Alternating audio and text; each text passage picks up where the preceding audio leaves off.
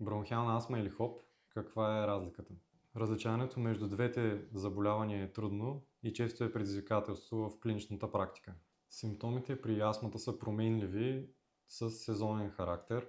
Пациентът може да има задух, свирене в гърдите, спастична кашлица, като тия оплаквания може да са изразени сутрин рано или вечер късно и понякога дори налагат пациента да се изправи седнал в леглото си. Симптомите могат да бъдат обострени при вирусни инфекции, дим, алергени, физическо натоварване или силни миризми.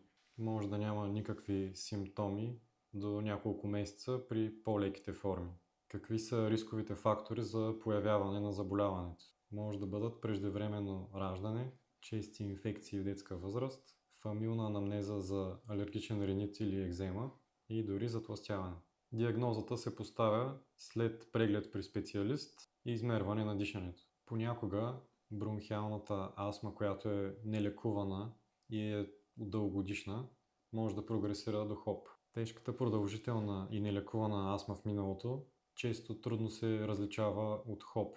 А какво представлява ХОП? Обикновено заболяването ХОП се установява след 40 годишна възраст. Тук тютюнопушенето има ключова роля и най-вече продължителността.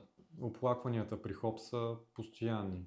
Хронична кашлица с храчки, задух и умора. Могат да се наблюдават и чести инфекции на долно-дихателни пътища при такива пациенти. Как се поставя диагнозата?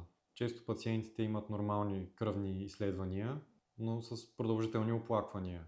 Пациентът трябва да посети специалист, който да го преслуша и да направи измерване на дишането чрез спирометрия. В случай, че страдате от подобни оплаквания, не си поставяйте сами диагноза чрез ChatGPT, а посетете специалист по пулмология.